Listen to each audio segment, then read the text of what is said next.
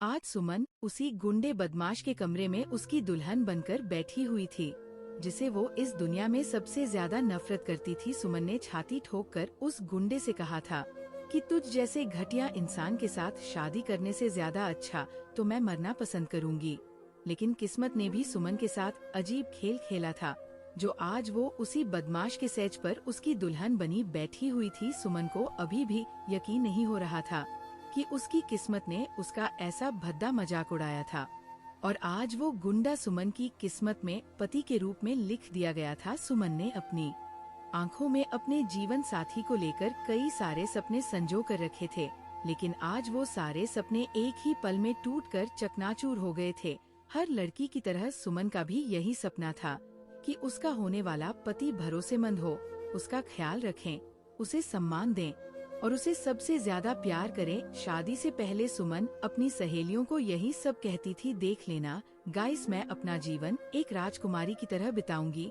मैं अपने पति के साथ एक बहुत ही खूबसूरत जिंदगी जीऊंगी और मेरी आने वाली जिंदगी ऐसी होगी जिसे देखकर हर कोई मुझसे जलकर खाक हो जाएगा।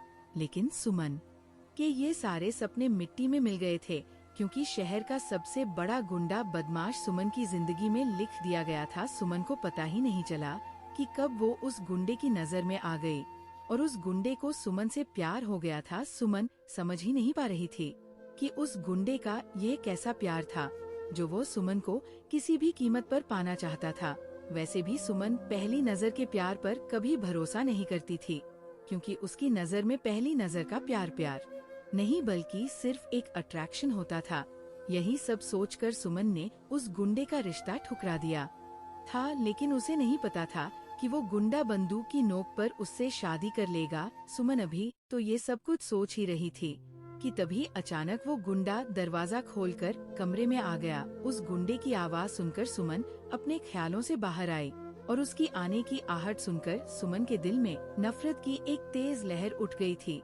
सुमन का मन तो कर रहा था या तो वह उस गुंडे को जान से मार दे या तो फिर खुद अपनी जान ले ले। वो इंसान उस शहर का सबसे बड़ा गुंडा था जिससे सुमन हमेशा से नफरत करती थी, और आज वो उसका पति बन गया था। सुमन ने उस बदमाश को नफरत भरी नजरों से देखा और वो आज भी वैसा ही दिख रहा था जैसा सुमन ने उसे पहली बार देखा था। लंबी लंबी दाढ़ी थी, गहरे काले रंग के बाल थे जो उसके कंधों तक पहुंच गए थे।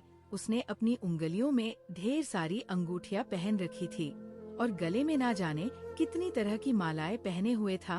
हीरो दिखने के चक्कर में उसने चमकीले गहरे रंग की शर्ट पहनी हुई थी, जिसे देखकर ही सुमन के शरीर में कंपकंपी सी महसूस होने लगी थी।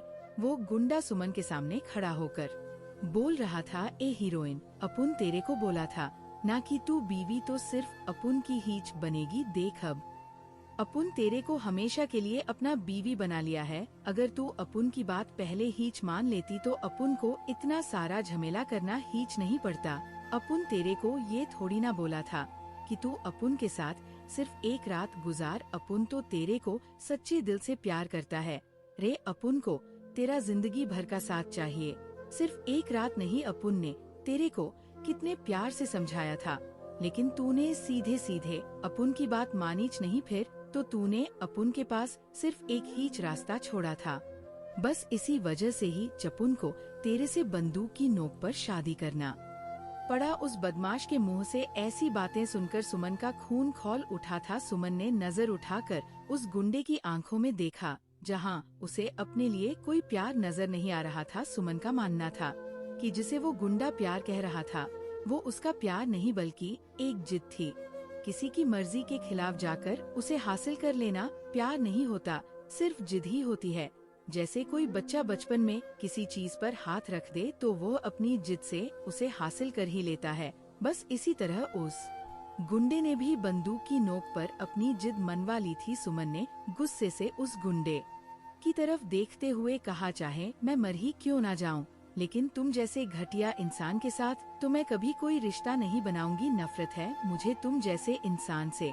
और तुमने क्या सोचा था कि तुमने मुझसे शादी करके कोई बहुत बड़ी जंग जीत ली है। अब मैं तुम्हें दिखाऊंगी कि मैं क्या चीज हूँ, और अब तुम चाहोगे भी ना तो भी मेरी मर्जी के बिना मेरा शरीर नहीं पा सकते। सुमन की बात सुनते ही वो गुंडा जोर जोर से हंसने लगा और कहने लगा, देख डार्लिंग, ये सारी डायलॉग बाजी तो हर छोकरी बोलती है जब वो बिना अपनी मर्जी के किसी की बीवी बनती है। अपुन अभी भी तेरे को बोलता है कि अभी भी वक्त है तेरे पास, अपुन के प्यार को स्वीकार कर ले। कसम से मेरी जान, अपुन तेरे को अपुन के दिल की रानी बनाकर रखेगा। ये कहते वक्त उस गुंडे की आंखों में एक अजीब सा नशा था और साथ ही उसकी आवाज भी नशीली हो गई थी। वो गुंडा सुमन की तरफ बढ़ने लगा और सुमन उसके इरादे समझ चुकी थी और उस गुंडे के इरादे समझकर ही सुमन की रूह तक कांप उठी थी। उस गुंडे ने सुमन से शादी सिर्फ इसलिए की थी क्योंकि वह सुमन को पाना चाहता था और आज रात उस गुंडे को पूरा हक था कि वो सुमन के साथ जो चाहे वो कर सकता था। लेकिन सुमन ने भी सोच लिया था कि वो उस गुंडे के गंदे और घटिया इरादों को कभी पूरा नहीं होने देगी और न ही उस घटिया इंसान को अपने शरीर पर हाथ भी लगाने देगी। सुमन ने अपनी मुट्ठी में एक ब्लेड पकड़ रखा था और उस ब्लेड पर सुमन की पकड़ और भी ज्यादा मजबूत हो गई थी। वो गुंडा धीरे धीरे सुमन की तरफ बढ़ रहा था कि तभी सुमन ने उसे कहा, वही रुक जाओ, अगर तुमने मेरी तरफ एक कदम भी और बढ़ाया तो अच्छा नहीं होगा। ये कहते हुए सुमन ने उस ब्लेड को अपने हाथ की नस पर रख लिया था। सुमन के हाथ में ब्लेड देखकर राघव चौंक गया, जिसे पूरा शहर रघु दादा के नाम से जानता था। रघु ने सुमन से कहा, ये क्या कर रेली है, तू छोड़ उस ब्लेड को, तेरे को चोट लग जाएगी। सुमन ने कहा, मैंने कहा ना दूर रहो मुझसे, अगर तुमने मेरी तरफ एक भी कदम और बढ़ाया तो मैं अभी और इसी वक्त ये ब्लेड अपनी नस पर चला दूंगी। रघु को ऐसा लगा कि सुमन शायद उसे डराने के लिए ये सब कह रही है, इसलिए उसने अपने कदम नहीं रोके।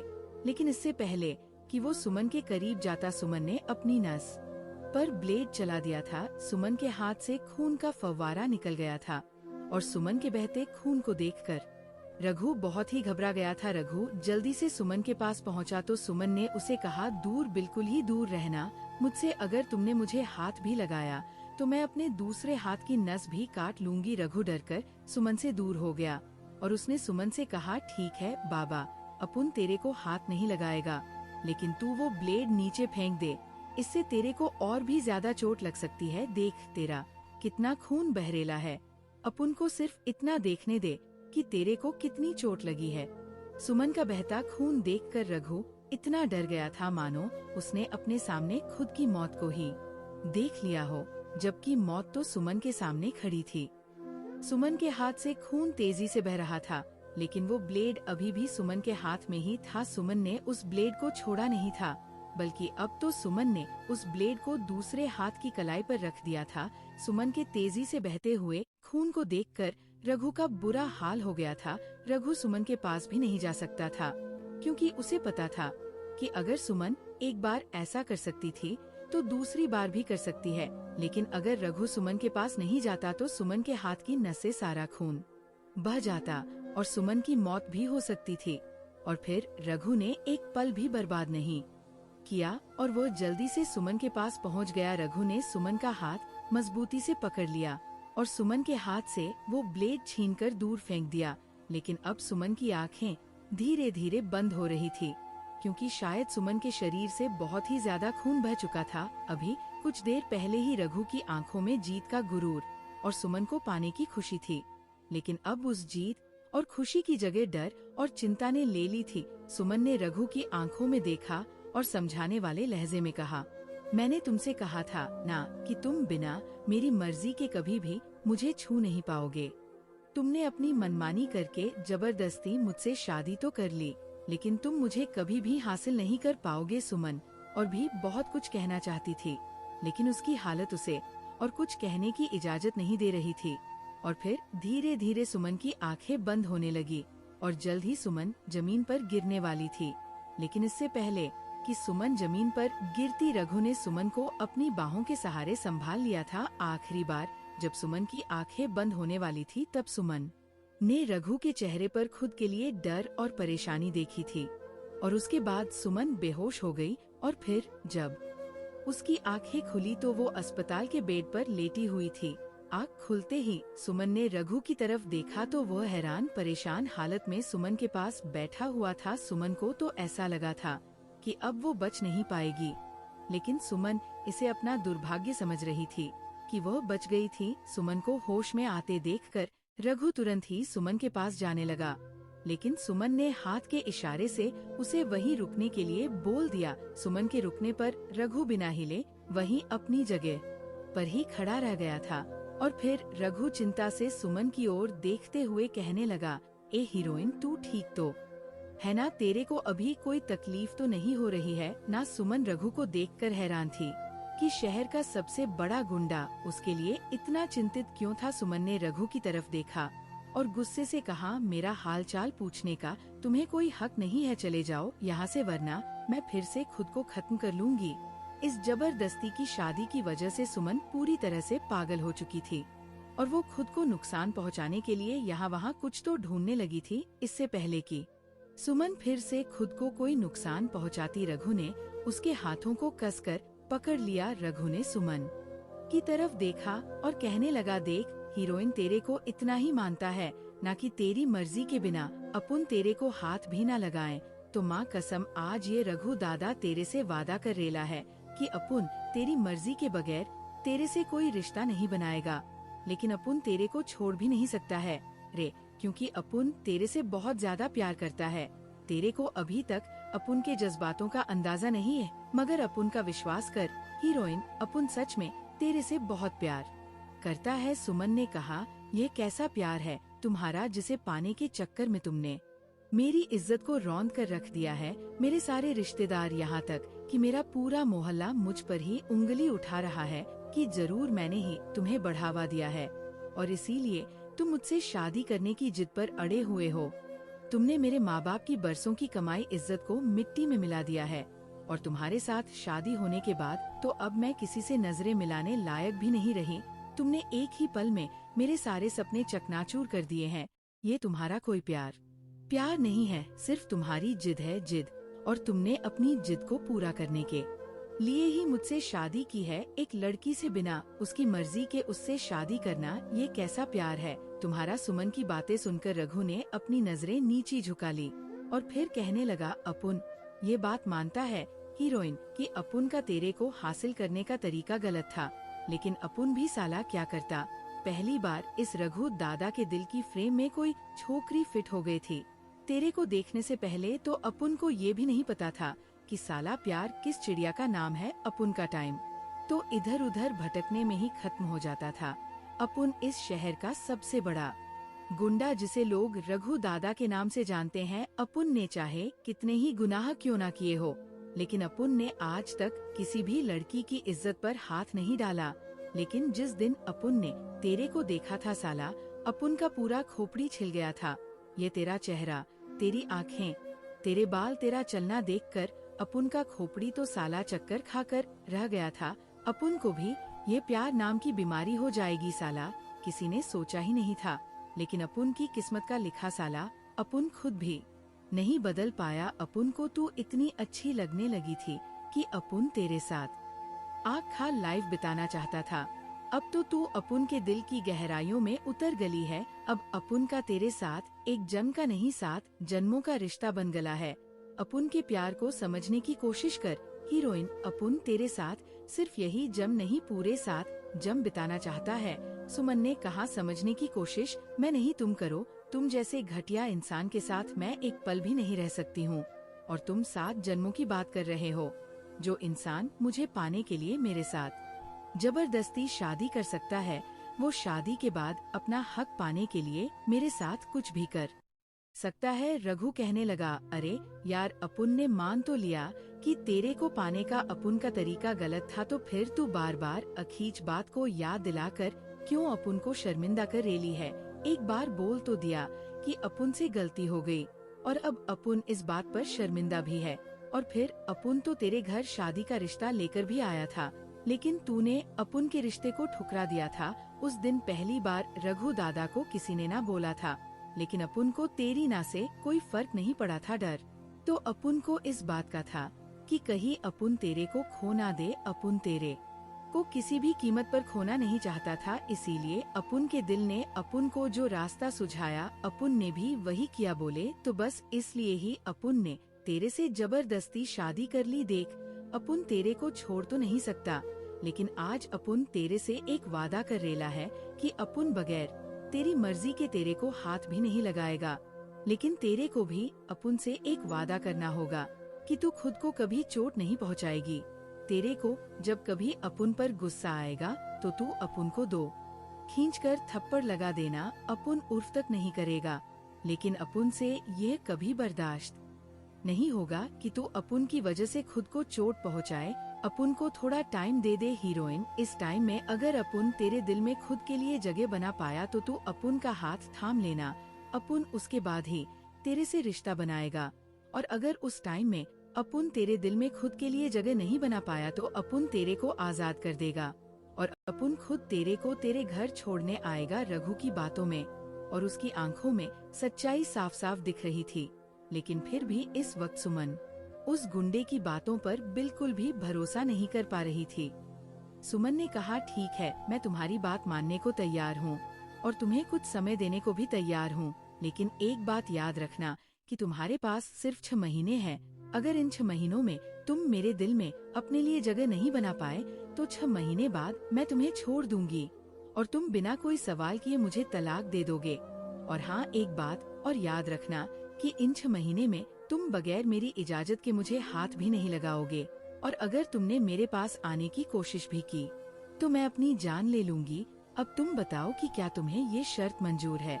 सुमन की बातें सुनते ही रघु की आंखों में एक अजीब सी चमक आ गई थी। रघु ने कहा, ठीक है हीरोइन, अपुन तेरे से वादा करता है कि तेरी इजाजत के बगैर अपुन तेरे को हाथ भी नहीं लगाएगा। सुमन समझ गई थी कि रघु उसके प्यार में पागल हो चुका है, लेकिन फिर भी सुमन रघु को अपने लायक नहीं समझती थी। सुमन का मानना था कि वो गली का आवारा बदमाश गुंडा उसके लायक ही नहीं था, क्योंकि सुमन को ऐसा लग रहा था कि रघु ने उसकी पूरी जिंदगी बर्बाद कर दी है। रघु कुछ देर तक यूं ही सुमन को देखता रहा और फिर बाहर चला गया। सुमन ने भी चैन से अपनी आंखें बंद कर ली और धीरे धीरे सुमन का दिमाग उसके अतीत में जाने लगा। सुमन की मास्टर डिग्री का आखिरी साल चल रहा था, लेकिन जिस तरह से रघु ने सुमन के घर जाकर हंगामा खड़ा किया था, उसके बाद सुमन के चाचा ने उसकी पढ़ाई छुड़वा दी थी। सुमन अपने बीते दिनों को याद कर रही थी, जब वो अपने परिवार के साथ कितनी खुशहाल जिंदगी जी रही थी। सुमन का परिवार बहुत बड़ा था, क्योंकि वो एक जॉइंट फैमिली में रहती थी। सुमन अपने माँ बाप की बहुत लाडली बेटी थी और अपने चाचा की तो वह गुड़िया रानी थी। परिवार के सभी लोग सुमन से बहुत प्यार करते थे, क्योंकि वह अपने घर में इकलौती लड़की थी। सुमन की माँ, चाची और दादी सुमन को अपने घर की लक्ष्मी मानती थी, जबकि सुमन के पापा और चाचा भी उससे बहुत प्यार करते थे, और सुमन के चाचा तो सुमन पर जान छिड़कते थे। और फिर एक दिन सब कुछ बदल गया, क्योंकि सुमन पर रघु नाम के बदमाश गुंडे की नजर पड़ गई थी। रघु उस शहर का सबसे बड़ा गुंडा था और वो एक बहुत बड़ी गैंग के लिए हफ्ता वसूली का काम करता था, और पूरा दिन अपने बदमाश दोस्तों के साथ इधर से उधर भटकता रहता था। जिस दिन से रघु की नजर सुमन पर पड़ी थी, उस दिन से वो अपने कुछ आवारा दोस्तों के साथ सुमन के मोहल्ले की आखिरी गली के कोने पर ही बैठा रहता था। सुमन ने तो अपना रास्ता ही बदल दिया था, और अब वह उस गली से गुजरती भी नहीं थी जिस गली में रघु बैठा करता था, क्योंकि सुमन जानती थी कि रघु इतना घटिया इंसान है कि वह कुछ भी कर सकता था। शहर का सबसे बड़ा गुंडा रघु अब खुद के मोहल्ले की गलियों में घूम रहा है। इस बात की खबर मिलते ही सुमन के चाचा ने सुमन को बता दिया था, सुमन बेटा, अब तुम उस गली से बिल्कुल भी मत जाना जहाँ वो बदमाश गुंडा बैठा रहता है। सुमन अपने चाचा की हर बात को माना करती थी, और सुमन ने अपने चाचा की इस बात को भी मान लिया था। एक दिन सुमन अपनी सहेली प्रिया के साथ कॉलेज से वापस घर जा रही थी कि तभी अचानक उसके पैर में मोच आ गई। सुमन जिस रास्ते से आती जाती थी वो रास्ता बहुत ही लंबा था, इसलिए मजबूरी में सुमन को उसी शॉर्टकट रास्ते से जाना पड़ा जहां रघु बैठा करता था। सुमन आज बहुत परेशान थी और वो मन ही मन भगवान से प्रार्थना कर रही थी, है भगवान, आज वो गुंडा वहाँ ना बैठा हो। आज पहली बार ऐसा हुआ था कि सुमन ने अपने चाचा की बात नहीं मानी थी, लेकिन वो करती भी तो क्या, क्योंकि आज वो बिल्कुल भी नहीं चल पा रही थी। वो गली सुमन के घर के बहुत ही करीब थी, और वो उस गली से जल्द ही अपने घर पहुंच सकती थी। सुमन जल्द से जल्द अपने घर पहुंच जाना चाहती थी। बस इसी वजह से उसने आज उस गली के रास्ते को चुना था। सुमन ने प्रिया से कहा, जल्दी चल प्रिया, हमें जल्द से जल्द यहाँ से निकल जाना चाहिए। लेकिन कुछ कदम आगे बढ़ने पर ही सुमन का दिल जोरों से धड़कने लगा जब उसने रघु और उसके दोस्तों को उसी गली में बैठा हुआ देख लिया था। रघु और उसके दोस्त पता नहीं क्यों जोर जोर से हंस रहे थे, लेकिन जैसे ही सुमन प्रिया का सहारा लेकर उस गली से गुजरने लगी, अचानक रघु के आवारा दोस्तों ने सुमन को छेड़ना शुरू कर दिया था। रघु के दोस्त रघु से कहने लगे, देख देख भाई, क्या मस्त हीरोइन आ रही है। ऐसा कहने पर रघु ने अपने दोस्तों को झाड़ दिया और कहने लगा, ओए ओए भू, लोग उसको हीरोइन बोलने का हक सिर्फ अपुन को ही छल लोगों को मानता है, तो तुम लोग उसे भाभी बुला सकता है। आई बात समझ में, या फिर मार मार के भेजे में घुसानी पड़ेंगी। रघु की बातें सुमन के कानों में पड़ी तो उसने नफरत से रघु से मुंह फेर लिया। रघु बस सुमन को घरे ही जा रहा था और दूर से ही सुमन को देखता रहा, लेकिन सुमन प्रिया के सहारे घर आ गई थी। और फिर उस दिन के बाद से तो सुमन की पूरी जिंदगी ही बदल गई थी। अब रघु हर समय सुमन का पीछा करता रहता था। जब सुमन कॉलेज जाती थी तो वह भी उसके पीछे पीछे कॉलेज तक चला जाता था। यहाँ तक कि जब सुमन कॉलेज से घर आती थी तो वह उसके पीछे पीछे उसके घर तक भी आ जाता था। रघु सुमन से बात करने की कोशिश करता रहता था, लेकिन सुमन रघु पर ज्यादा ध्यान नहीं देती थी। रघु को तो सुमन का नाम भी नहीं पता था, इसलिए वो हर वक्त सुमन को ए हीरोइन कहकर ही बुलाया करता था। एक दिन सुमन कॉलेज से घर वापस आ रही थी और उस दिन प्रिया सुमन के साथ नहीं थी। तब रघु ने सुमन का रास्ता रोक लिया और कहने लगा, ए हीरोइन, अपुन को तेरे से बात करने का है, सिर्फ एक बार अपुन की बात सुन ले। सुमन ने कहा, मेरे रास्ते में मत आना वरना मैं चीख चीख कर सबको इकट्ठा कर लूंगी। लेकिन रघु सुमन के सामने आकर खड़ा हो गया और सुमन का हाथ भी पकड़ लिया। रघु ने सुमन से कहा, ए हीरोइन, चिल्लाकर क्या कर लेगी रे, तू अपुन के सामने बोलने की हिम्मत किसी में हीच नहीं है। आज अपुन को तेरे से कुछ जरूरी बात करनी है और वह अपुन तेरे को बोल के ही जाएगा। सुमन ने गुस्से से रघु के हाथ से अपना हाथ छुड़ाया तो रघु कहने लगा, देख हीरोइन, अपुन को तेरे से प्यार हो गया है और तू अपुन को बहुत अच्छी लग रही है। सुमन ने कहा, ये तुम्हारा प्यार नहीं है और पहली नजर का प्यार कभी प्यार नहीं होता, ये तो बस तुम्हारी जिद है। सुमन की बातें सुनकर रघु बेशर्मी से जोर जोर से हंसने लगा और कहने लगा, अगर तू अपुन के प्यार को जिद मान ली है तो जिद ही सही, लेकिन तू अपुन को अच्छी लगती है और अपुन तेरे को अपना बना के ही दम लेगा।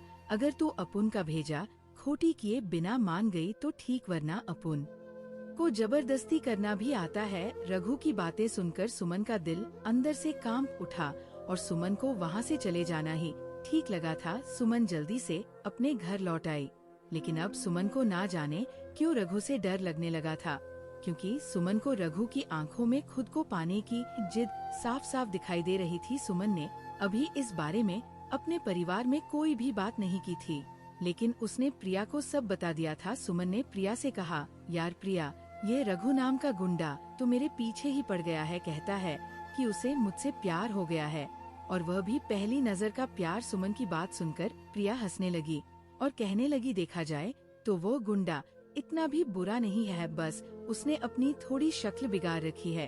अगर वो इंसानों की तरह रहने लगे तो बहुत ही हैंडसम बंदा है। प्रिया की बात सुनकर सुमन को गुस्सा आ गया और उसने प्रिया की पीठ पर एक जोर का मुक्का मार दिया। सुमन ने प्रिया से कहा, अगर वो गुंडा तुझे इतना ही पसंद है तो जा और जाकर उससे शादी कर ले। प्रिया मासूमियत भरी नजरों से कहने लगी, लेकिन सुमन, वो तो तुझे पसंद करता है, मुझे नहीं। सुमन ने कहा, मुझे उस गुंडे के प्यार पर बिल्कुल भी भरोसा नहीं है जो कहता फिरता है कि अपुन को तेरे से पहली नजर में प्यार हो गया है, लेकिन मैं ऐसी पहली नजर के प्यार पर विश्वास ही नहीं करती। प्रिया ने कहा, यार सुमन, मान ले मेरी बात, मैं सच कह रही हूँ, पहली नजर का प्यार भी प्यार ही होता है, देख लेना। सुमन, एक दिन तुम्हारी जिंदगी में भी ऐसा इंसान जरूर आएगा जिससे तुम्हें भी पहली नजर में ही प्यार हो जाएगा और तब तुम्हें समझ आएगा कि पहली नजर का प्यार क्या होता है। खैर, उस समय तो प्रिया की बातों को सुमन ने हंसकर टाल दिया था, और फिर सुमन ने प्रिया से कहा, प्रिया, तेरा ये सपना कभी भी पूरा नहीं हो सकता है, क्योंकि मैं अपने परिवार की पसंद के लड़के से ही शादी करूंगी और किसी भी आवारा गुंडे बदमाश से तो बिल्कुल भी नहीं करूंगी, जो किसी भी लड़की को बीच रास्ते में रोक ले और उसे जबरदस्ती शादी करने की धमकी भी दे दे। सुमन दिखने में बहुत ही खूबसूरत थी और सुमन की सहेलियां अक्सर उसे कहती थी, सुमन तुम्हारी खूबसूरती तो चांद को भी पीछे छोड़ देती है। सुमन कभी भी अपने चेहरे पर मेकअप नहीं करती थी और उसकी खूबसूरती में कुछ भी बनावटीपन नहीं था। सुमन के वो नेचुरली गुलाबी हंठ और लाल गाल, ऊपर से उन गालों में पड़ता डिम्पल किसी को भी अपना दीवाना बना देता था। बड़ी बड़ी काली आँखें और उन बड़ी बड़ी आँखों पर पलकों की लंबी काली झालर। आय हाय हाय, क्या बताऊं मैं आपको। सुमन की खूबसूरती को जो भी देख लेता था पागल सा हो जाता था और शायद सुमन की इसी खूबसूरती ने रघु को घायल कर दिया था। अगले दिन जब सुमन कॉलेज जा रही थी तब रघु सुमन की गली में ही बैठा हुआ था। उस दिन रघु की शक्ल सूरत कुछ ठीक लग रही थी, लेकिन सुमन तो ये देखकर हैरान थी कि रघु ने अपनी जगह क्यों बदल दी थी। खैर, सुमन रघु से नजरें बचाकर निकल गई और फिर जब वो कॉलेज से वापस लौटी तब भी रघु उसी की गली में बैठा हुआ था। सुमन को गुस्सा तो बहुत आया था, लेकिन वो गुस्सा करने के अलावा कुछ और कर भी नहीं सकती थी। सुमन रघु जैसे घटिया इंसान के मुंह नहीं लगना चाहती थी, क्योंकि वो बदमाश गुंडा रघु कुछ भी कर सकता था। खैर, समय अपनी गति से चल रहा था और सब कुछ रोज के मुताबिक ठीक ही चल रहा था, लेकिन उस दिन सुमन के साथ जो कुछ भी हुआ उसके होश उड़ाने के लिए काफी था। उस दिन सुमन घर पर बिल्कुल ही अकेली थी कि तभी उसके दरवाजे पर अचानक ही दस्तक हुई थी। सुमन ने जब घर का मेन गेट खोला तो उसके दरवाजे पर रघु खड़ा हुआ था। उस समय घर पर कोई भी नहीं था और सुमन का पूरा परिवार किसी रिश्तेदार की शादी में गया हुआ था। उस दिन सुमन अपनी परीक्षा की तैयारी के लिए घर पर अकेली ही थी, लेकिन उस हादसे के बाद सुमन की पूरी जिंदगी ही बदल गई थी। सुमन ने जब रघु को अपने सामने खड़ा देखा तो वह बहुत ही घबरा गई थी और सुमन का दिल तेजी से धड़कने लगा था। सुमन ने जल्दी से दरवाजा बंद करना चाहा, लेकिन रघु दरवाजा खोलकर अंदर आ चुका था। अंदर आते ही रघु ने अंदर से दरवाजा बंद कर लिया और उस दिन रघु की आंखों में एक अजीब सा नशा चढ़ा हुआ था। सुमन चिकना चिल्लाना चाहती थी, लेकिन रघु ने उसके मुंह पर हाथ रख दिया और कहने लगा, बस अब बहुत हो गया हीरोइन, अब अपन तेरे बगैर नहीं रह सकता। यह कहते हुए रघु सुमन के करीब आ गया और सुमन के दोनों हाथों को उसने कसकर पकड़ लिया। रघु ने सुमन के गले से दुपट्टा भी उतार कर फेंक दिया और फिर थोड़ी ही देर में रघु ने सुमन को अपने इतने करीब खींच लिया कि डर के मारे सुमन का दिल कांपने लगा था। सुमन को रघु के इरादे कुछ ठीक नहीं लग रहे थे और वो खुद को रघु से बचाने की कोशिश कर रही थी, लेकिन सुमन पर रघु की पकड़ और भी ज्यादा मजबूत हो गई थी और आज सुमन को अपनी इज्जत खतरे में महसूस हो रही थी। सुमन ने रघु के सामने हाथ जोड़ लिए और कहने लगी, प्लीज यहाँ से चले जाओ। लेकिन रघु पर ना जाने कौन सा भूत सवार था जो वो सुमन से कहने लगा, देख हीरोइन, तू अपुन को अच्छी लग रही है, प्यार से अपुन की बात मान ले और अपुन से शादी कर ले, और अगर तूने अपुन का भेजा खोटी किया तो अपुन तेरे से जबरदस्ती शादी करेगा, लेकिन तेरे को अपुन का बना के खींच रहेगा। यह कहते हुए रघु ने सुमन को अपने और भी करीब खींच लिया था। सुमन रघु की पकड़ से छूटना चाहती थी, लेकिन छूट नहीं पाई थी। सुमन हाथ जोड़कर रघु से विनती करने लगी और कहने लगी, प्लीज मेरे साथ ये सब मत करो। अगर किसी ने तुम्हें यहाँ देख लिया तो मैं बर्बाद हो जाऊंगी। मैं किसी को अपना चेहरा दिखाने लायक नहीं रहूंगी और मेरे परिवार की इज्जत मिट्टी में मिल जाएगी।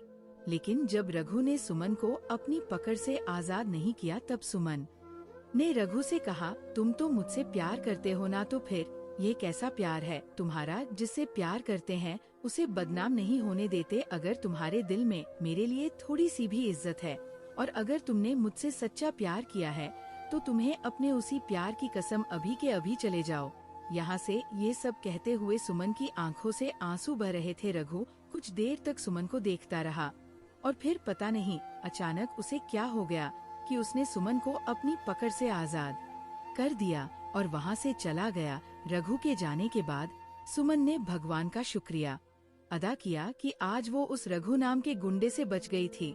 उस दिन के बाद रघु कभी सुमन के रास्ते में नहीं आया और न ही कभी सुमन से बात करने की कोशिश करता था। रघु के कहने पर उसके आवारा दोस्तों ने भी अब लड़कियों को छेड़ना बंद कर दिया था। अब रघु बस चुपचाप सुमन को देखता रहता था।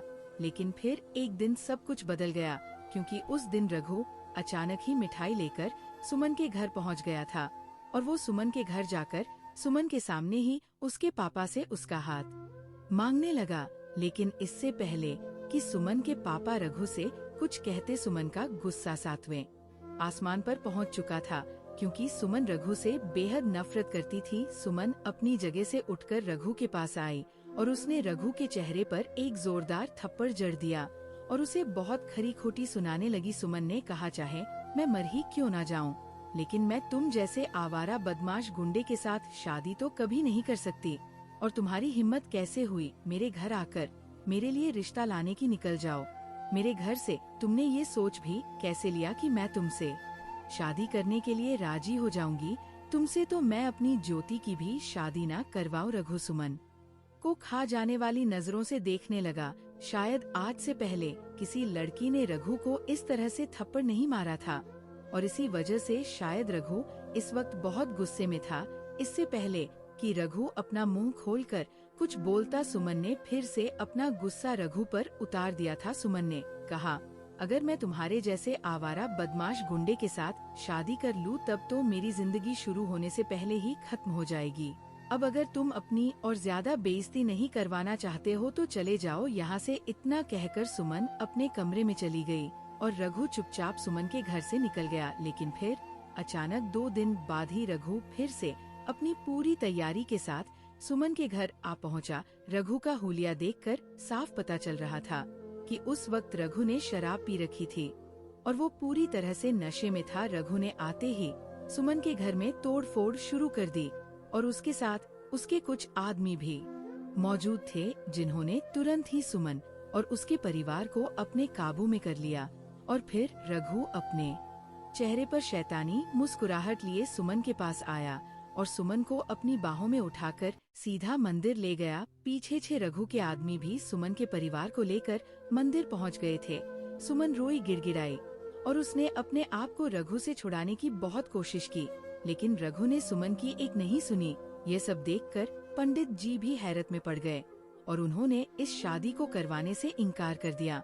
लेकिन रघु ने पंडित जी के सिर पर अपनी बंदूक तान दी और कहने लगा, पंडित खुद का दिमाग मत चला और अपुन ने जो बोला है वही कर, फटाफट शादी के मंत्र पढ़ने शुरू कर दे वरना।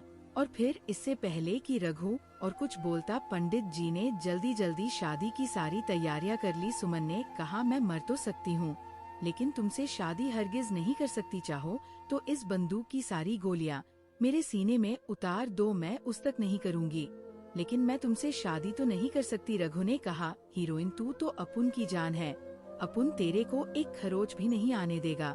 अगर तेरे को कुछ हो गया तो अपुन साला कैसे जिंदा रहेगा। लेकिन हाँ, अगर तूने अपुन से शादी करने के लिए जास्ती झिकझिक किया तो तेरे घर वालों का क्या हाल होगा, यह तू खुद ही सोच ले। इतना कहकर रघु ने अपनी बंदूक सुमन के परिवार की तरफ तान दी। सुमन खुद तो मर सकती थी, लेकिन वो अपने परिवार पर आंच भी नहीं आने देना चाहती थी।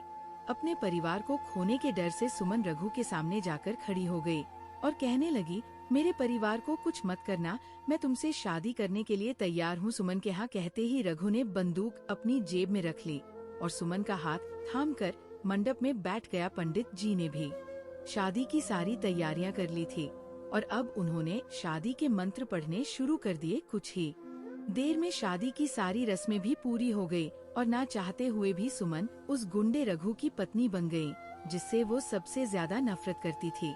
लेकिन सुमन ने उसी पल सोच लिया था कि वो खुद मर जाएगी, लेकिन रघु को अपने पास नहीं आने देगी। मगर कहते हैं ना कि इंसान जो सोचता है वो होता नहीं है। सुमन भी रघु को अपने पास नहीं आने देना चाहती थी, लेकिन कई बार कुछ ऐसा हो जाता है जिसकी हमें उम्मीद भी नहीं होती। सुमन के साथ भी कुछ ऐसा ही हुआ था। अपनी नस काटने के बाद सुमन ने रघु के चेहरे पर जो डर और परेशानी देखी थी, वो इस बात का सबूत था कि रघु सुमन से बहुत प्यार करता है। सुमन ने अपने हाथ की तरफ देखा जिस पर पट्टी बंधी हुई थी।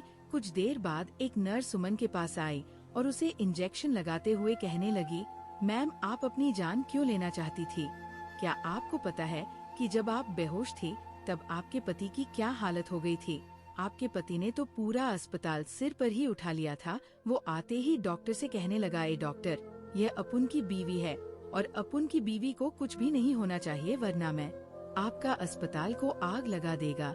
सुमन चुपचाप उस नर्स की बातें सुन रही थी। तब आगे उस नर्स ने सुमन को बताया कि डॉक्टर ने तो आपको एडमिट करने के लिए साफ मना कर दिया था और कहा था कि ये तो पुलिस केस है, इसलिए जब तक कानूनी प्रक्रिया पूरी नहीं हो जाती हम आपकी पत्नी का इलाज शुरू नहीं कर सकते। तब तुम्हारे पति ने कहा, लेकिन जब तक साला ये आखा प्रक्रिया खत्म होगा तब तक तो अपुन की बीवी की जान चली जाएंगी। लेकिन डॉक्टर ने तो बिना पुलिस कार्यवाही के आपको हाथ लगाने से भी मना कर दिया था। तब तुम्हारे पति ने डॉक्टर के सीने पर बंदूक तान दी और कहने लगा, अपुन एक काम करता है, अभी जिस बंदूक में से एक गोली तेरे सीने में उतार देता है फिर तो ये भी पुलिस केस बनेगा और फिर अपुन तेरा इलाज भी पुलिस कार्यवाही के बाद ही होने देगा। वो नर्स कहने लगी। जब डॉक्टर की खुद की जान पर बनाई तब डॉक्टर को समझ आया कि वो कितनी बड़ी गलती करने जा रहे थे। डॉक्टर ने तुरंत ही तुम्हें इमरजेंसी वार्ड में ले लिया और तुम्हारे पति को अस्पताल की कुछ जरूरी फॉर्मेलिटी पूरी करने के लिए कह दिया। जब तक तुम्हारे पति ने अस्पताल की फॉर्मेलिटी पूरी की तब तक डॉक्टर ने तुम्हें बचा लिया था। एक बार फिर से सुमन के दिल में रघु के लिए गुस्से और नफरत का एहसास बढ़ने लगा था। रघु हर जगह अपनी दादागिरी से ही अपने काम करवा लेता था और सुमन को ऐसे इंसान से सख्त नफरत थी। अभी कुछ समय पहले ही सुमन के मन में रघु के प्रति नरमी आने लगी थी कि रघु को सुमन की बहुत चिंता है, लेकिन अब उस नरमी पर फिर से नफरत का भाव हावी हो गया था।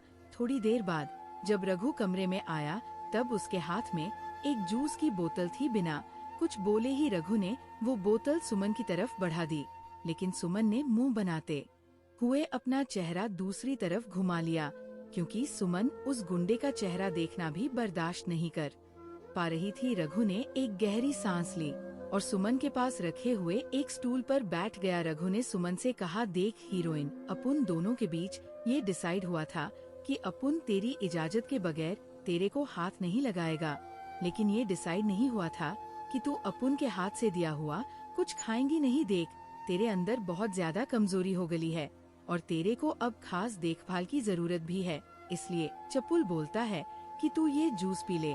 और फिर रघु ने जूस की बोतल सुमन के मुंह से लगा दी, लेकिन सुमन ने रघु के हाथ से वो जूस की बोतल ले ली और खुद ही पीने लगी। थोड़ी देर बाद सुमन को अस्पताल से छुट्टी मिल गई और वो रघु के साथ उसके घर वापस आ गई थी। टैक्सी से उतरते वक्त जब रघु ने सुमन का हाथ पकड़ना चाहा तो सुमन ने हाथ के इशारे से रघु को मना कर दिया। सुमन ने रघु से कहा, मुझे तुम्हारे सहारे की जरूरत नहीं है, मैं खुद चली जाऊंगी। हालांकि सुमन को बहुत कमजोरी महसूस हो रही थी और उसके लिए बिना सहारे के चलना भी मुश्किल था, लेकिन फिर भी रघु का सहारा लिए बिना ही जैसे तैसे लड़खड़ाते कदमों से सुमन घर के अंदर दाखिल हो गई थी। रघु का घर ज्यादा बड़ा नहीं था, उसके घर में बस 2 ही कमरे थे। रघु ने एक अच्छा और बड़ा कमरा सुमन को रहने के लिए दे दिया और वो खुद दूसरे छोटे कमरे में शिफ्ट हो गया। सुमन ने देखा कि रघु उस घर में अकेला ही रहता था, क्योंकि जब से सुमन इस घर में आई थी उसने उस घर में किसी और को देखा ही नहीं था। सुमन 2 दिन तक अपने कमरे से बाहर भी नहीं निकली थी। रघु बाहर से ही खाना लाता था और एक प्लेट में निकालकर सुमन को उसके कमरे में दे आता था। सुमन को समय पर दवा देना, उसकी पटरी बदलना, उसका कमरा साफ करना, ये सारे काम रघु ही किया करता था। सुमन चुपचाप रघु को ये सब करते हुए देखती रहती थी, लेकिन वो अभी तक रघु से बात नहीं करती थी। आज भी सुमन ड्रेसिंग टेबल के सामने खड़ी होकर अपने बाल संवारने की कोशिश कर रही थी। पिछले 3 दिनों से सुमन अपने बालों में कंघी भी नहीं कर पाई थी, जिस वजह से उसके बाल बहुत ही उलझ गए थे और चिड़िया के घोंसले जैसे हो गए थे, क्योंकि सुमन के दाएं हाथ में पट्टी बंधी हुई थी, जिसमें अभी भी दर्द हो रहा था।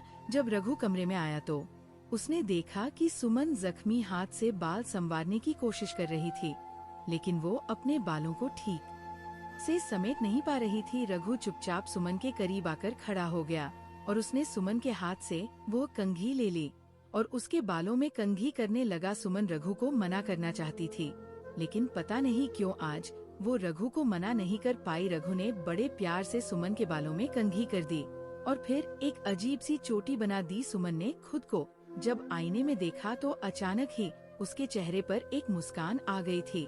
रघु भी सुमन को देखकर हंसने लगा और कहने लगा, ए हीरोइन, हंसती क्या है रे, अपुन को ये छोटी बोटी बनाना बिल्कुल भी नहीं आता, तो जैसा अपुन से बना है उसी में ही काम चलाना पड़ेगा। आज पहली बार सुमन ने रघु से बात की और कहा, कोई बात नहीं, जैसी भी बनाई है ठीक ही बनाई है, इतनी भी बुरी नहीं है। सुमन के मुंह से ये सुनकर तो रघु के चेहरे पर तो जैसे खुशियों के बादल छा गए थे। रघु को देखकर ऐसा लग रहा था जैसे आज उसे दुनिया की सारी खुशियाँ मिल गई थी। रघु की आंखों में चमक देखकर सुमन अचानक ही उससे नजरें चुराने लगी। सुमन रघु से कोई भी रिश्ता नहीं रखना चाहती थी, क्योंकि सुमन ने तय कर लिया था कि 6 महीने पूरे होते ही वह रघु को तलाक देकर अपने घर चली जाएगी, और इसीलिए सुमन जानबूझकर रघु से बात भी नहीं करती थी। सुमन नहीं चाहती थी कि उसके और रघु के बीच कोई भी रिश्ता बने और सुमन उस घर में रहने के लिए मजबूर हो जाए। 2 दिन बाद सुमन अपने कमरे से बाहर आई तो देखा कि रघु का घर तो बहुत ही छोटा था। एक छोटा सा बरामदा था और एक छोटा सा किचन था, लेकिन वो घर बहुत ही गंदा था। सुमन को उस घर में अजीब सी घुटन महसूस हो रही थी, लेकिन सुमन को तो अब उस घर में 6 महीने तक रहना था। इसलिए सुमन हिम्मत जुटाकर किचन में आई तो किचन की हालत तो सबसे ज्यादा खराब थी। पूरे किचन में बर्तन इधर उधर बिखरे पड़े थे और उनमें से इतनी गंदी बदबू आ रही थी कि सुमन के लिए वहाँ खड़ा होना भी मुश्किल हो गया था। और ऊपर से किचन में शराब की बोतलें भी पड़ी हुई थी, जिसे देखकर सुमन का सिर चकरा रहा था। सुमन ने गुस्से से घूरते हुए रघु की तरफ देखा और कहा, ये क्या है, ये घर है या जंगल, तुम रह कैसे लेते हो यहाँ पर? रघु ने तुरंत ही मुंह बनाते हुए कहा, अरे हीरोइन, अपुन इधर अकेला हीच रहता है। अब अपुन की कोई माँ या बहन तो है नहीं जो अपुन के घर को साफ रखेंगी। शादी करके अपुन एक बीवी लाया था, लेकिन वो तो सीधे मुंह अपुन से बात हीच नहीं करती है। अगर तू बोले तो अपुन तेरे साथ मिलकर या आँखा सफाई में तेरी मदद कर सकता है, लेकिन हाँ, कभी कभी अपुन का रात का नशा पूरी तरह से नहीं उतरता है तो अपुन दिन में भी लड़खड़ा जाता है। अगर अपुन लड़खड़ा कर गलती से तेरे ऊपर गिर जाएगा तो फिर यह मत बोलना कि अपुन जानबूझकर तेरे ऊपर गिर गया है। ये सब कहते वक्त रघु की आंखों में शरारत भरी हुई थी, लेकिन सुमन ने गुस्से में रघु से कहा, तुम्हें काम करवाने की कोई जरूरत नहीं है, तुम जाओ यहाँ से, मैं खुद कर लूंगी। रघु ने कहा, ठीक है हीरोइन, तो फिर अकेले हीच कर ले, लेकिन बाद में ये मत बोलना कि तू अपुन का ये कबाड़ खाना साफ करते करते थक गई है। रघु ने सुमन को जवाब दिया और फिर वहाँ से चला गया, जबकि सुमन हैरान होकर अपनी जगह पर खड़ी हुई थी और सोचने लगी, साला गुंडा कम से कम ये तो बोल सकता था ना। अरे हीरोइन, अपुन ने तो तेरे साथ मजाक किया था, चल अब तू टेंशन मत ले, अपुन तेरे करीब नहीं आएगा, लेकिन सफाई में तेरी मदद तो करेगा हीच। सुमन रघु का जवाब रघु की जुबान में ही सोचने लगी थी, लेकिन रघु तो सारा काम सुमन के सिर पर डालकर जा चुका था। खैर, सुमन ने एक गहरी सांस ली और फिर काम में लग गई। सुमन ने सारे गंदे बर्तन समेटकर सिंक में रख दिए और खाली शराब की बोतलें डस्टबिन में फेंक दी और किचन को थोड़ा देखने लायक ठीक कर दिया, क्योंकि अब सुमन को 6 महीने तक इसी घर में रहना था और सुमन ऐसे गंदे घर में तो बिल्कुल भी नहीं रह सकती थी। सुमन को तो हमेशा से ही साफ सुथरी जगह पर रहना ही पसंद था। जब सुमन ने डिब्बों में देखा तो उन डिब्बों में थोड़े से दाल और चावल पड़े हुए थे, इसलिए दाल चावल बनाकर सुमन अपने कमरे में आ गई और फिर सुमन बहुत देर तक रघु का इंतजार करती रही, लेकिन रघु देर रात तक घर वापस नहीं आया था। अब सुमन को बहुत गुस्सा आ रहा था, क्योंकि सुमन रघु की कोई नौकरानी तो थी नहीं जो खाना बनाकर रात रात भर रघु का इंतजार करती रहती। सुमन को दवाई लेनी होती थी, इसलिए सुमन खाना तो पहले ही खा चुकी थी और अब वो अपने कमरे में जाकर सोने के लिए लेट गई। कुछ ही देर में सुमन को नींद भी आ गई थी कि तभी अचानक उसे दरवाजा खुलने की आवाज सुनाई दी। सुमन अचानक ही उठकर बैठ गई और देखा तो रघु आधी रात को शराब पीकर घर वापस लौटा था। रघु नशे में इतना धुत था कि वो ठीक से चल भी नहीं पा रहा था और आकर सीधा बरामदे में गिर गया था। एक पल के लिए तो सुमन का मन किया कि वो रघु को बरामदे से उठाकर बिस्तर पर लेटा दे, लेकिन अपने अहंकार के हाथों मजबूर होकर सुमन ने बस एक नजर रघु की तरफ देखा और फिर अपने कमरे में वापस आ गई। सुमन के दिल की हालत भी अजीब सी हो गई थी। उसे बहुत दुख भी हो रहा था कि रघु इस तरह बरामदे में गिरा पड़ा है। सुमन के दिल से आवाज आ रही थी कि उसे रघु की मदद करनी चाहिए, क्योंकि अगर आज सुमन उस घर में नहीं होती तो रघु के दोस्त उसकी मदद के लिए उसके साथ उसके घर में जरूर होते। लेकिन रघु ने सुमन की सलामती के लिए अपने उन आवारा दोस्तों को घर में आने की इजाजत नहीं दी थी। सुमन बहुत देर तक सोने की कोशिश करती रही, लेकिन रघु के बारे में सोचकर उसे नींद भी नहीं आ रही थी। सर्दी का मौसम था और बाहर ठंडी हवाएं चल रही थी। सुमन अपने दिल को समझाने की कोशिश कर रही थी कि कहाँ वो रघु को अपना पति मानती है और फिर उसे रघु से तो कोई लगाव भी नहीं है जो वो उसकी मदद करे। अगर वो बाहर ठंड में पड़ा है तो पड़ा रहने दो। वैसे भी रघु ने तो सुमन की जिंदगी नर्क बनाकर रख दी थी, लेकिन बहुत देर तक खुद को समझाने के बावजूद भी सुमन खुद को नहीं समझा पाई थी। सुमन बहुत ही नरम दिल की लड़की थी, इसलिए वो जल्दी से अपनी जगह से उठकर बरामदे में आ गई। लेकिन जब सुमन ने बाहर आकर देखा तब रघु जमीन के बजाय खाट पर सो रहा था। इसका मतलब ये था कि रघु का व्हील पावर बहुत ही स्ट्रांग था। नशे में होने के बावजूद भी रघु अपना ख्याल रखना जानता था, इसीलिए रघु खुद ही जमीन से उठकर खाट पर लेट गया था। अगली सुबह रघु सुमन से पहले उठ गया था और सुमन के लिए नाश्ता भी तैयार कर दिया था। सुमन की सेहत को ध्यान में रखते हुए रघु ने उसके लिए बहुत ही बढ़िया नाश्ता बनाया था। सुमन तो ये देखकर हैरान थी कि रघु ने इतना बढ़िया नाश्ता कैसे बना लिया था, लेकिन सुमन ने बिना कोई सवाल पूछे चुपचाप से नाश्ता कर लिया और रघु से कहा कि वो अपनी मायके जाना चाहती है। रघु ने सुमन को इजाजत दे दी और सुमन से वादा भी लिया कि जब रघु सुमन को लेने उसके घर आएगा तो सुमन बिना किसी बहस के उसके साथ वापस लौट आएगी। सुमन ने भी रघु की शर्त तुरंत ही मान ली, क्योंकि वह जानती थी कि रघु इतना जिद्दी और गवार इंसान है कि अगर सुमन उससे कहती कि वो रघु के घर तुरंत ही वापस न आकर कुछ दिन अपने मायके में ही रहेगी तो रघु कभी भी सुमन को उसके मायके नहीं ले जाता। सुमन ने ये नोटिस किया था कि अगर रघु को प्यार से कुछ भी कहा जाता था तो वो तुरंत ही उस बात को मान लेता था। रघु बाहर से जितना बुरा दिखता था, असल में वो दिल का उतना भी बुरा नहीं था। सुमन ने पूरा दिन अपनी मायके में बिताया और अपने परिवार को अपनी हालत के बारे में भी बता दिया। सुमन के मम्मी पापा सुमन से बहुत नाराज हुए थे जब उन्हें ये बात पता चली कि शादी वाली रात सुमन ने अपनी नस काट ली थी। सुमन का परिवार और उसके मम्मी पापा तो अब सुमन को ही समझाने लगे और कहने लगे, देखो सुमन बेटा, अब तुम्हें रघु को दिल से अपना पति स्वीकार कर लेना चाहिए। रघु जैसा भी है, लेकिन अब वो तुम्हारा पति है और फिर वो तुमसे बहुत प्यार भी तो करता है। हमें यकीन है कि वो तुम्हें हमेशा खुश रखेगा। सुमन ने कहा, मम्मी पापा, रघु मुझसे कोई प्यार व्यार नहीं करता है, उसे तो बस मुझे पाने की जिद थी और उसने मुझे पा लिया है। आप सब देख लेना, जल्दी ही उसका दिल मुझसे भर जाएगा और वह मुझे छोड़ देगा। सुमन की मम्मी ने कहा, सुमन तो फिर तो तुम अभी तक रघु के दिल की गहराइयों तक पहुंच ही नहीं पाई हो, क्योंकि मुझे नहीं लगता कि रघु अब तुम्हें कभी भी छोड़ेगा। सुमन बेटा, मैंने रघु की आंखों में तुम्हारे लिए बेइंतहा प्यार देखा है और वो तड़प देखी है जो सिर्फ एक सच्चे दीवाने की आंखों में ही दिखती है। और फिर सुमन के मम्मी पापा ने सुमन से वादा भी लिया कि आगे से सुमन ऐसा कोई भी कदम नहीं उठाएगी जिससे उसकी जान को नुकसान पहुँचे। सुमन ने भी अपने मम्मी पापा से वादा कर लिया कि आगे से वो ऐसा कोई भी कदम नहीं उठाएगी।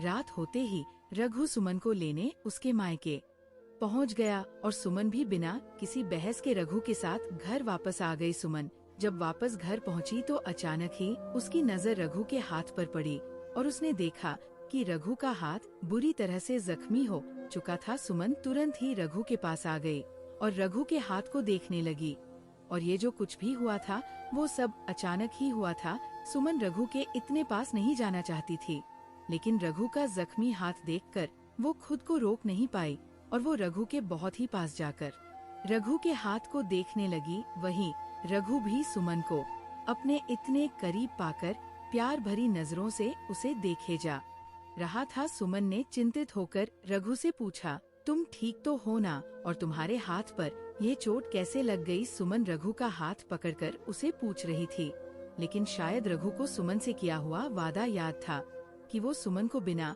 उसकी मर्जी के हाथ भी नहीं लगाएगा। शायद सुमन की इस नजदीकी ने रघु को अंदर से पूरा हिलाकर रख दिया था, और फिर रघु अपने जज्बातों पर काबू नहीं रख पा रहा था। इसलिए रघु ने तुरंत ही सुमन को धक्का दिया और तेजी से अपने कमरे में चला गया। सुमन रघु की इस हरकत पर हैरान हो गई कि अचानक से रघु को हो क्या गया था, लेकिन फिर सुमन ने भी उसकी परवाह किए बगैर कंधे उचकाए और अपने कमरे में चली गई। थोड़ी देर बाद रघु सुमन के लिए खाना लेकर उसके कमरे में आ गया। तब सुमन ये देखकर हैरान हो गई कि रघु को हाथ में इतनी गहरी चोट लगने के बावजूद भी वो सुमन के खाने की चिंता कर रहा था। सुमन ने चुपके से रघु की तरफ देखा तो रघु भी सुमन को ही देख रहा था। सुमन ने तुरंत ही रघु के हाथ से खाने की ट्रे ले ली और खाना शुरू कर दिया। रघु सुमन के पास रखे टेबल पर ही बैठा हुआ था, लेकिन इस बार सुमन ने रघु की तरफ देखने की गलती भी नहीं की। और फिर सुमन ने अचानक ही रघु को खाना ऑफर किया, लेकिन रघु ने मना कर दिया। खाना बहुत ही स्वादिष्ट था, इसलिए सुमन खुद को ये पूछने से नहीं रोक पाई कि खाना किसने बनाया है। लेकिन जब रघु ने सुमन को बताया कि ये खाना रघु ने अपने हाथों से बनाया है, तो वो एकदम से ही चौंक गई। सुमन को बहुत ही बुरा लगा जब उसे ये पता चला कि खाना बनाते समय रघु का हाथ भी जल गया था। और फिर सुमन ने तुरंत ही रघु को अपनी दवाई में से एक क्रीम निकाल कर दी ताकि वो अपने घाव पर लगा सके। रघु ने सुमन का हाथ झटक दिया और कहने लगा, हीरोइन, ये घाव तो अपुन के लिए बहुत ही मामूली है। अपुन ने तो ऐसे बहुत से घाव खाए हैं और अब तो अपुन को ऐसे घाव खाने की आदत पड़ गए है। सुमन को समझ नहीं आ रहा था कि रघु कहना क्या चाहता था, कौन से घाव और किस तरह के घाव। सुमन खुद को रघु से सवाल पूछने से रोक नहीं पाई और उसके बाद रघु ने जो कुछ भी सुमन को बताया, सुमन के तो रोंगटे खड़े हो गए थे। रघु ने सुमन से कहा, hero hero hero hero hero hero hero hero hero hero heroine. अपुन ऐसे हीच बदमाश गुंडा नहीं बनेला है। अपुन की जिंदगी में भी ऐसा बहुत कुछ हो गया है जिस वजह से आज अपुन तेरे सामने इस रूप में खड़ा है। अपुन की माँ बेचारी बहुत ही गरीब औरत थी, लेकिन साला अपुन का वो बाप एक नंबर का अयाश आदमी था। वो साला रोज ही चपुन की माँ को मारता था, पीटता था और खाने के लिए तो कुछ भी नहीं देता था। ये तो उसका रोज का हीच काम था। वो डेली चपुन की माँ पर ये जुल्म करता था। अपुन की पैदाइश के बाद अपुन की माँ इतनी बीमार हो गई कि वो अपुन को इस दुनिया में अपुन के जालिम बाप के पास अकेला छोड़कर ही चल बसी। लेकिन वो जल्लाद इतना घटिया इंसान था कि उसने अपुन की माँ के मरते ही दूसरी शादी कर ली। अपुन की दूसरी माँ भी बहुत ही अच्छी थी। अपुन साला उसका सौतेला बेटा था, लेकिन वो अपुन को सगे बेटे के जितना ही प्यार करती थी और अपुन का बहुत ख्याल भी रखती थी। लेकिन अपुन का कमीना बाप अपुन की दूसरी माँ को भी बहुत मारता पीटता था। एक दिन अपुन के कमीने बाप ने अपुन की माँ को इतना मारा कि वो बेचारी भी इस दुनिया से चल बसी। उस दिन वो सब देखकर अपुन का खून खौल उठा और अपुन चाहकर भी खुद को रोक नहीं पाया। और फिर अपुन ने खुद के ही छातों से अपुन के बाप को खत्म कर दिया और उसके बाद ही ये राघव रघु दादा बन गएला है। रघु अपनी दास्तान सुनाए जा रहा था और सुमन हैरान होकर चुपचाप अपने सामने बैठे रघु को देख रही थी, जिससे वो आज तक सबसे ज्यादा नफरत करती आई थी। लेकिन इस समय सुमन को रघु से ना तो नफरत महसूस हो रही थी और ना ही कुछ और। सुमन को तो बस अपने सामने बैठे उस मासूम रघु पर तरस आ रहा था, जो अपने बचपन से ही रिश्तों के लिए तरस रहा था। सुमन अब जान गई थी कि रघु के साथ बचपन से ही वाकई में बहुत बुरा होता आया है। एक बच्चे को अच्छा इंसान बनाने के लिए माँ का प्यार और बाप का साया दोनों की ही जरूरत होती है। लेकिन रघु को ना तो उसकी माँ का प्यार मिल पाया और ना ही उसके बाप ने एक अच्छे पिता का फर्ज निभाया था। रघु ने तो अपना पूरा बचपन अपने बाप की हैवानियत देखी थी, जिसने रघु को भी एक आवारा बदमाश गुंडा बनने पर मजबूर कर दिया था। समय अपनी गति से चल रहा था और फिर एक दिन सुमन को ये एहसास हुआ कि इंसान चाहे कितना भी अपनी किस्मत से भाग ले, लेकिन होता वही है जो किस्मत में लिखा होता है। और सुमन के साथ भी अब वही सब हो रहा था जिससे वो आज तक दूर भाग रही थी। जिस इंसान से सुमन इतनी नफरत करती थी, जिस इंसान का चेहरा भी सुमन देखना नहीं चाहती थी, जिस इंसान को देखते ही सुमन अपना रास्ता बदल लेती थी, आज पहली बार सुमन उस इंसान के लिए कुछ महसूस कर रही थी।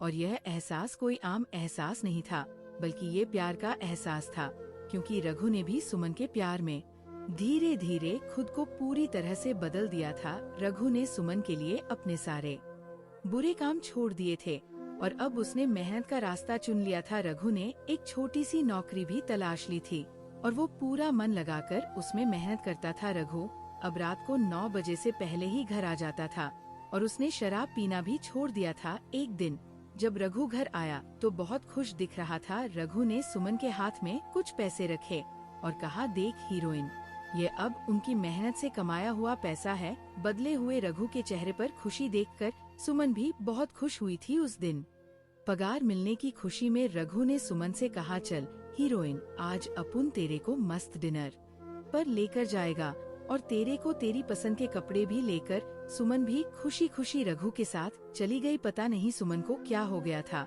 कि अब उसके मन में रघु के लिए नफरत नहीं थी, बल्कि अब तो वो खुद रघु से बात करना चाहती थी।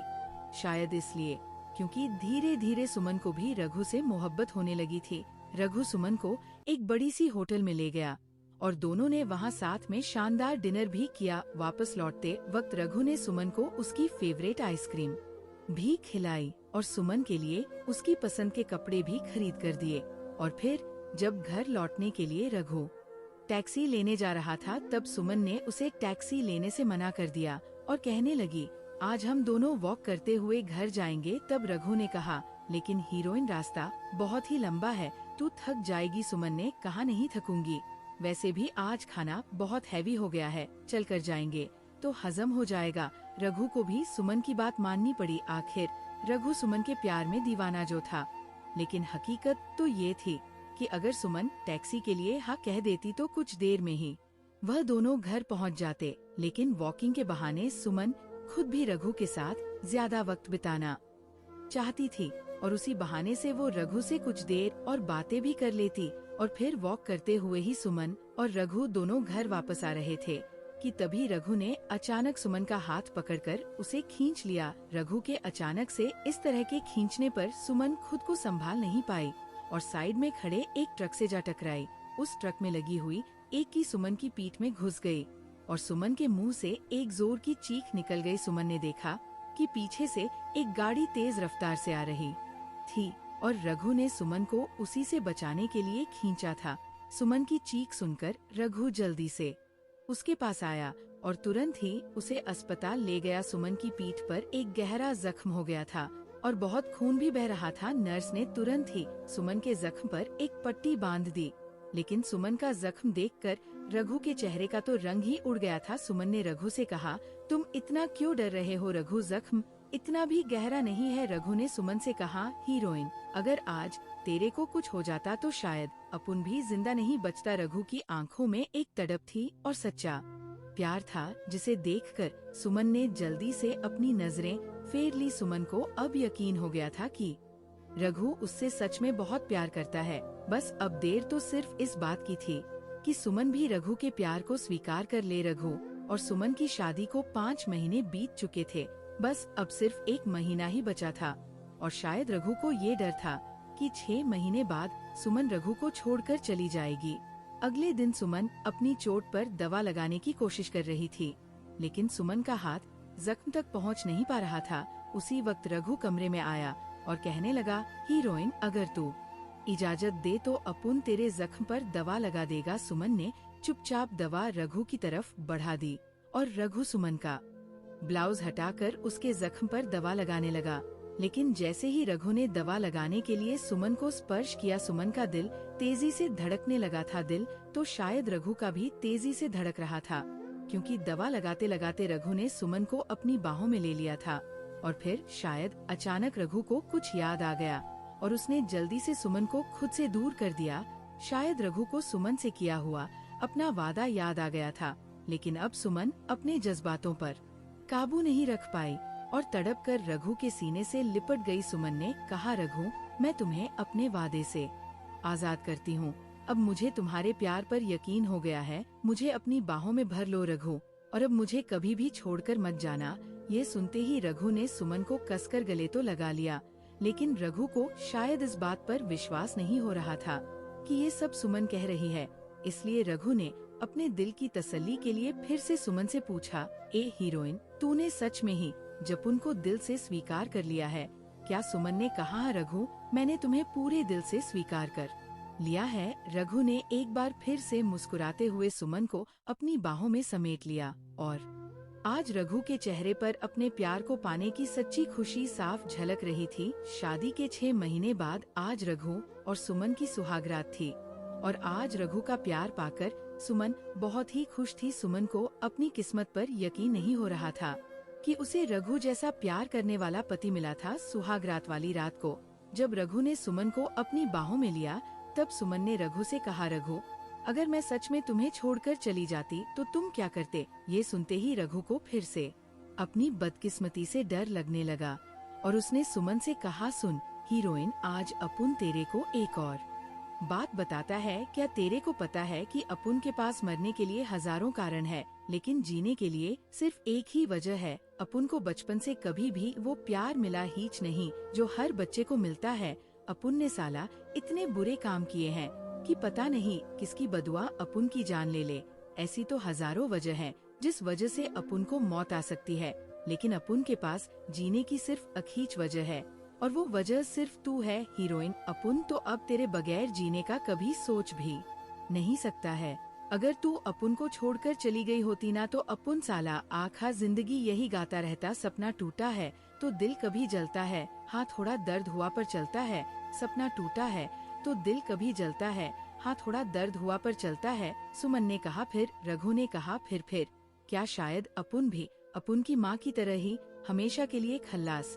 इससे पहले कि रघु आगे कुछ भी और कहता, सुमन ने रघु के मुंह पर हाथ रख दिया और फिर कहने लगी, बस इससे आगे एक भी शब्द और मत बोलना रघु, क्योंकि अब तुम्हारी जिंदगी पर सिर्फ तुम्हारा ही नहीं मेरा भी हक है और तुम हे कोई हक नहीं है कि तुम मेरे हिस्से की जिंदगी मुझसे छीन लो। इतना कहकर सुमन रघु के सीने से लग गई और रघु ने भी कभी ना छोड़ने के इरादे से सुमन को अपनी बाहों में भर लिया।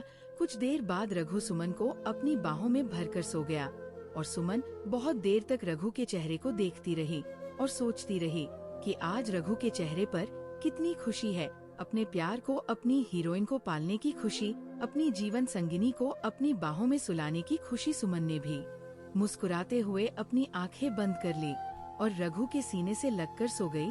सच ही कहा है किसी ने कि इंसान कभी भी पैदाइशी चोर डाकू या गुंडा नहीं होता, उसे चोर डाकू या गुंडा बनाते हैं उसके हालात। अगर ऐसे में उन्हें थोड़े से प्यार का सहारा मिल जाए तो वह भी सुधर सकते हैं और एक आम इंसान की जिंदगी जी सकते हैं, बिल्कुल वैसे ही जैसे सुमन के प्यार ने रघु को सुधार लिया था।